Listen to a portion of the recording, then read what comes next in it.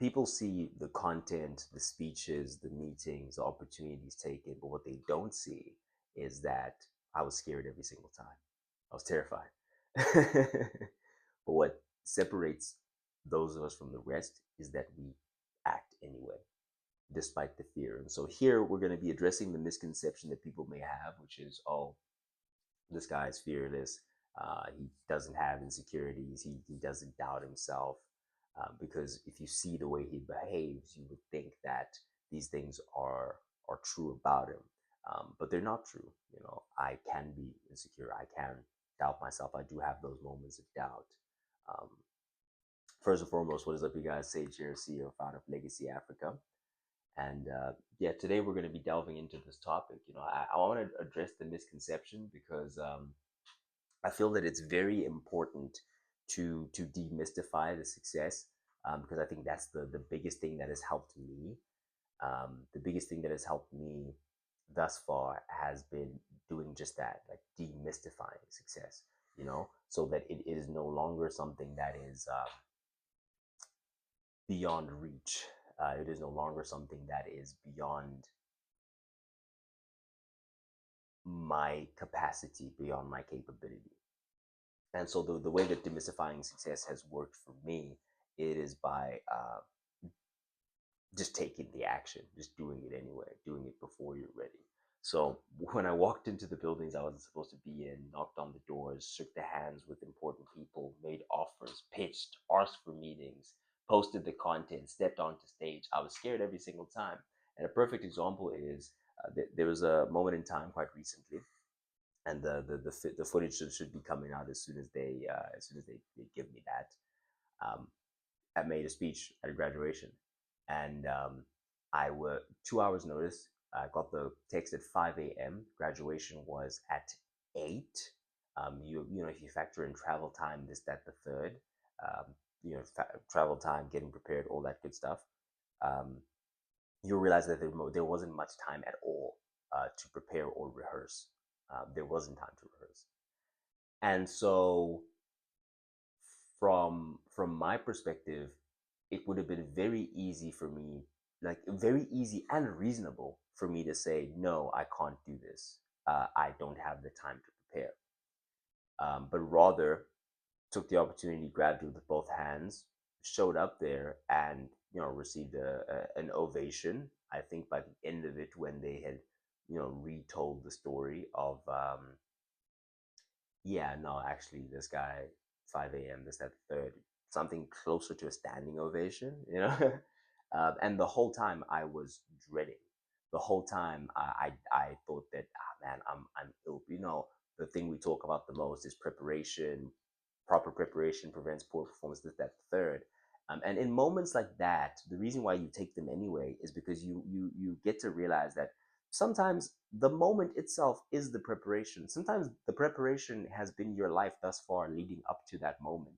Sometimes all the preparation you need is already done, has already been done, is the skills that you've acquired along the way that allow you to speak at a certain level with a certain level of preparation. And for you, again, internally, we talk about the internal now. Like I'm sitting there thinking, man, if I was more prepared, I'd be making more eye contact with the crowd right now. I'd be doing, you know what I'm saying? And I'm sure I did do some of the things instinctually, but it was mostly, reading off of the thing. I'm bouncing around the page. I'm trying to feel the room, and there's so many things and elements that go into doing something like that, that when you are prepared, you have less to worry about in terms of covering the content and the content itself being good, so that you can focus on smiling, making eye contact with people, maybe slipping a joke, taking something from the moment and using that, or all that good stuff. The preparation gives you the room to do those things. Um, but the content itself obviously came from the life that I've lived, the experience I've had, and the insight that I have, and what I had to pass on. And that's what the people had appreciated and absorbed, and taken into account when they were applauding, etc. And so with no preparation, I did it anyway. And yes, of course, I was terrified. Of course, my heart was beating out of my chest. And good, it's supposed to, because it means that I care about what I'm doing. It means that I am alive. It means I am on the balls of my feet. I am hyper aware. I'm at my most dangerous when my heart's beating out of my chest. It means the blood's where it needs to be, and I'm ready. So that's another mental frame, which we'll get into a bit later as well. We'll delve a bit deeper into that concept. But the way that you frame the state of your body will dictate how you perceive it, how you feel about it. So the body reacts in certain ways in certain moments, and it's not necessarily indicative of where you are mentally at, like at all, in a positive or negative manner. Your brain, your mind is a meaning making machine.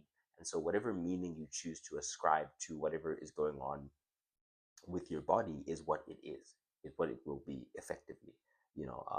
Perception is reality.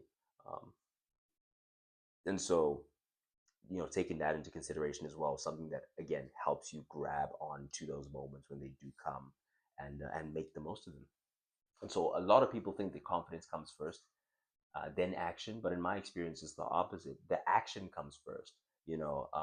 Competence creates accomplishments which breed confidence. Meaning, if you know what you're doing, you will succeed in doing, and that will create the confidence. That proof is what actually creates the confidence. And so confidence is not a prerequisite to success. In fact, real confidence comes from successes that have been stacked as proof. And so how do you get to the stage where you have the proof? It's by taking action despite not having confidence, because you don't have the accomplishment, but you do have, or you can have, the there's a great word for it that I'm looking for, but in a nutshell, you do it anyway. And when you have the ability to do it anyway, there it is, courage. That's the C word that you're looking for. That's a prerequisite to everything else, is courage. When you have courage, you will take the actions that breed the competence, that creates the accomplishments, that gives you the confidence. Courage is that root word. Courage is that first principle. You need to operate from a place of courage, because no one knows. I always go back to Mark Zuckerberg saying, I don't know how to build a dam. I don't know how to get 1 million people involved in anything. But here's the secret: no one does in the beginning. You just get started and you figure it out on the way. That has been the most true thing all throughout the experience for me. No, is that no one knows what they're doing, especially when you get to the next level. So at this level, you figured out what you're doing and you know what you're doing, and okay, cool, I'm confident that I can do this. Then you get to the next level, and it's going to be your first time doing that next thing. No one's ever been a trillionaire before. No one has ever done what Elon Musk is doing right now, which means there is no blueprint, which means he doesn't know what he's doing. Literally, he literally doesn't know what he's doing, but he has the confidence that he can figure it out.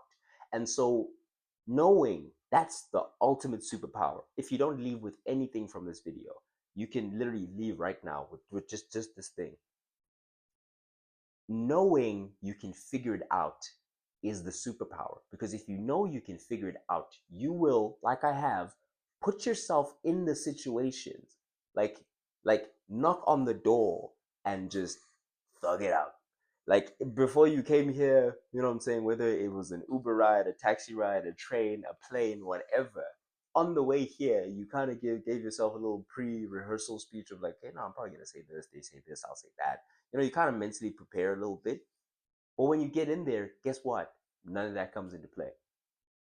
I'll tell you about a time I walked into um, something that secured me the latest positioning review that I'm going to do. Literally walked into the building. Obviously, you knock. Good day. You know, I've done this. I'm such and such. I do this and that.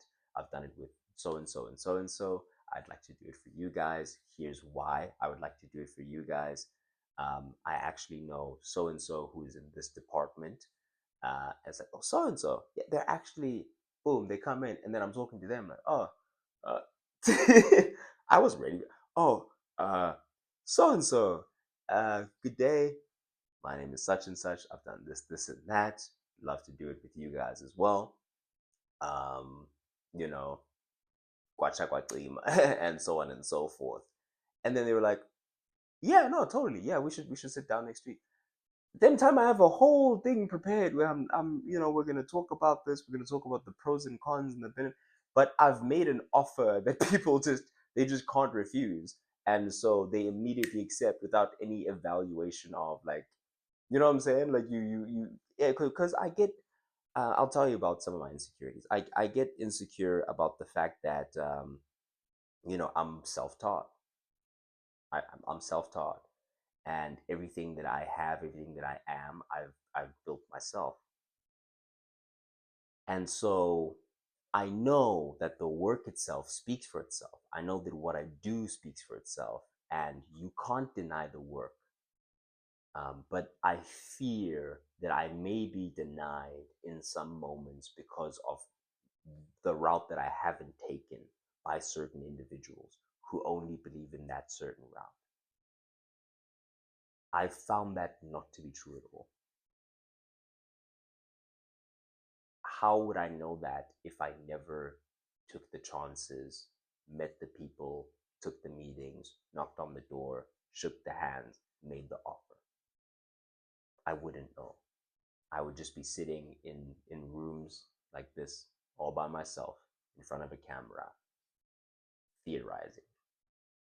But because I went out there and actually tested my ideas in the marketplace, they got validated, and now I know what people do and don't care about. Now I know that it's possible. Like, yes, it is true. Like the things that I doubt or the things that I think about are factual. But do you know what's more true? Is that I know what I'm talking about. I know what I'm doing, and what I can do provides value to established businesses that are expertise driven. Those are my customers. I know how to serve. Those are just true. And so the other things don't need to be true in order for me to do what I do. And because of that fact, I I get into the opportunities that I do, and I get the situations that I get, and I get to, go again. So again, you never find these things out. You never learn this about reality, about the game, until you put yourself out there and you take the risk or lose the chance. Very big one that I tell myself all the time: take the risk or lose the chance. Yeah, amongst many, many other things. And action comes first, confidence comes later. And most opportunities that change your life don't arrive with enough time to prepare. You get a small window and you either step through it or you don't. That's the reality that I have observed. I'm not saying that this is true for everyone. This has been true for me. The opportunities that are going to change your life won't arrive with enough time to prepare. The small window of opportunity. That's why they called windows and not doors of opportunity. It's a small window, and the window's closing. And the only thing that you could possibly do to squander a sure thing deal is hesitate.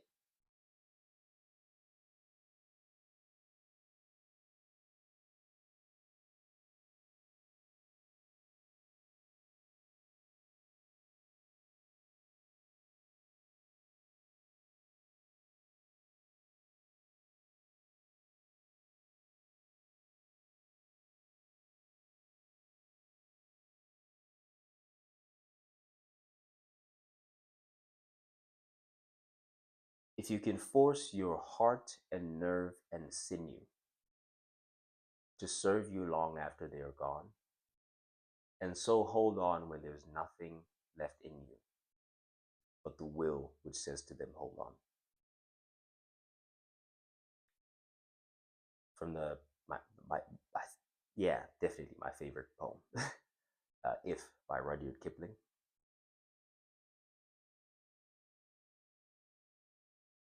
Those moments show up when you have forced your heart and nerve and sinew to serve you long after they're gone. So you've run on fumes, you've run on empty, um, and there's nothing left in you but the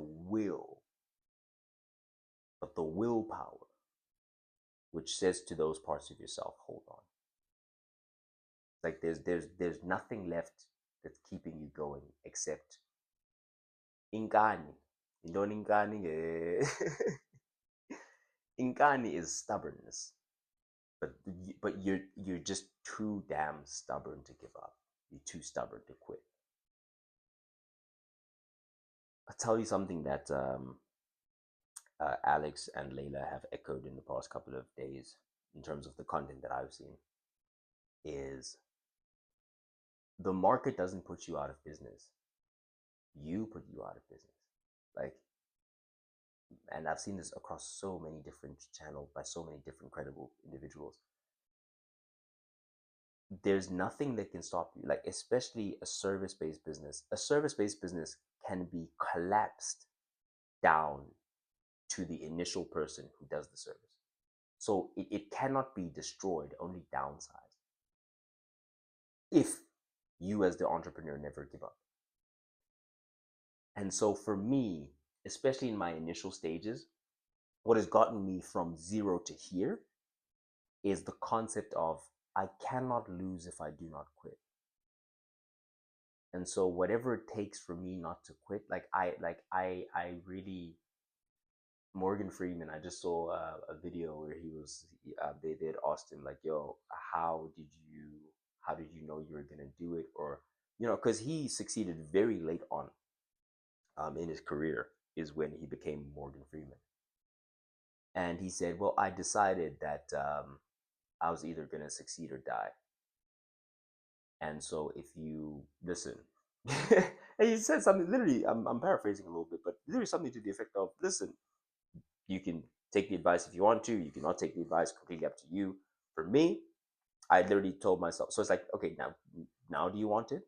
Like how badly do you actually want the thing? Because when I made the decision that I would succeed or die, then it happened eventually. And the thing is that it happens. It doesn't. If you can accept that it will happen slower than you think, it'll be more expensive than you think, then it will eventually happen. Like if you accept the time delay, if you accept that, okay, no, I will just work without seeing the result of my work for a really long time, and that's okay. It will cost me a lot more than I think, and that's okay.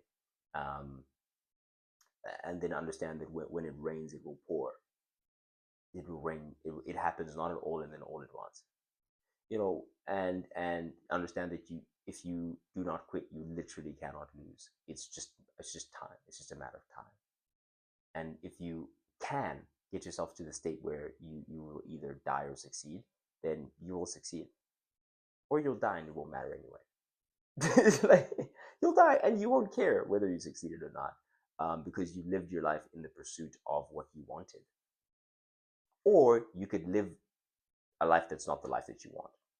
Completely up to you, right? And so these are some of the very dangerous thoughts and ideas that travel around in my head. I only speak of them after the 15-minute mark because most people would have left the video already. But this is the reality and the truth. Um, is you only take this kind of action toward those kind of opportunities, very tiny windows, very, very little to no preparation, because you've decided that you will either die or succeed. If you really want it. If you're not willing to do that, then the question is, do you really want it? Or do you just think you want it? Very, very, very interesting thoughts that we ought to consider. You either step through the windows or you don't. And Alex Ramosi always talks about repetition. If you do something enough times until it becomes normal, then you just won't feel nervous about it. And I'm sure that's true for him. For me, it doesn't matter how prepared I am, because there's always a question of, okay, but can I do it this time? Can I nail it this time? Because I've nailed it that many times. Like, whenever you actually do it, will always be your first time. Your preparation will give you the tools and everything that you need in order to, like I said, have the context that you need for this, so that you can react on the whim in the moment to whatever technical difficulties may come up, and whatever moments in time you may need to react to in that moment. You can't rehearse for certain things. Like, things will just happen, stuff will come up. Um, but the more prepared you are, the less you have to worry about that part of things. And so for me, again, the heart, pounding is just a sign that I'm alive, man. I found something else to be true, that it doesn't matter how many repetitions I have, and sometimes you don't have enough repetitions yet. Sometimes the opportunities arise before you're ready. Sometimes life just says go before you feel prepared. And for me, that fear that you feel in that moment, um, I've changed what that fear means. It no longer means I'm not ready, I'm not capable, I'm going to fail. Right now, it means I care. It means that the moment matters to me. It means that I'm paying attention. It means I'm alive. My nervous system is activated. That's all. It means I'm on go. And when you frame the same feeling in that different frame, you feel powerful. When the nerves hit you, you're like, ooh, yeah, no, I'm on now. You know what I'm saying? Instead of the doubt creeping in, the confidence creeps in. It's like, okay, yeah, no, it's like, okay, I'm nervous. Like, okay, good, good. It means that I'm doing what I'm supposed to be doing. It means that I'm in the moment. That these are literally the thoughts that come out. Oh no, I'm taking risks. And the kind of risks I'm taking are in the domain that I care about. And there's it means there's an opportunity. Like, whenever I feel, these are the things I think. I think there's an opportunity. I'm taking risk. I'm taking risk in the domain that I care about. So I give myself reasons why this nervousness is a good thing. Oh, I'm taking risk in it, which means that when I do this thing really well, or if I can focus up right now and do what needs to be done, it means that whatever's on the other side is so good that it scares me. And so being nervous is good. Being terrified is fantastic. Um, take just giving properly giving myself to this moment is the best thing that I can do right now. Hence, I am nervous, because no one wants to give all of themselves to one thing. Um, but if you do that, magical things can happen. And so I genuinely don't think there's a difference between successful people and unsuccessful people, um, in terms of confidence. I don't think that's it. I think it's courage, because confidence is a byproduct. Courage is the decision. We talked about how confidence comes from the thing being done, or having done the thing before. But courage is what begets the action to begin with, is the seed that you must plant. And the decision to move anyway, to act anyway, to speak anyway, to knock anyway, is what leads to the confidence itself. Because it's like, oh, I've done this before. For me, transitioning from speaking at universities, um, at private institutions, etc., to speaking in conferences and boardrooms, taking my moment when it comes to speak to high level execs.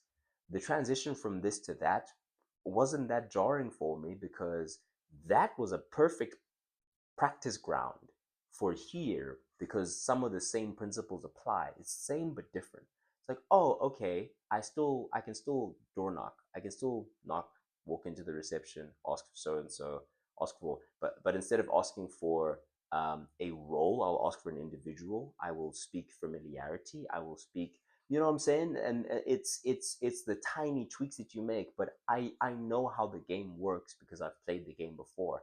I know how long the decision making cycles are. I know not to panic when this happens and that happens, because those are just a part of the game.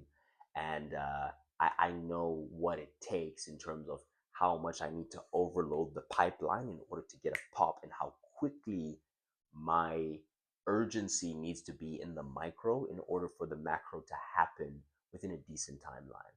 And so by that I mean, I want this deal to happen, or I want a deal to happen within the next 30 days. Well, realistically, if you're talking to some big execs and, companies, bureaucracy, their levels of management, and the orders go up the chain of command, etc., it's going to take time. Okay, but if I'm talking to 30 companies a day, and I'm working 30 companies a day, the chances that one of them are going to be the one that says yes within that timeline that I have for myself increase, right?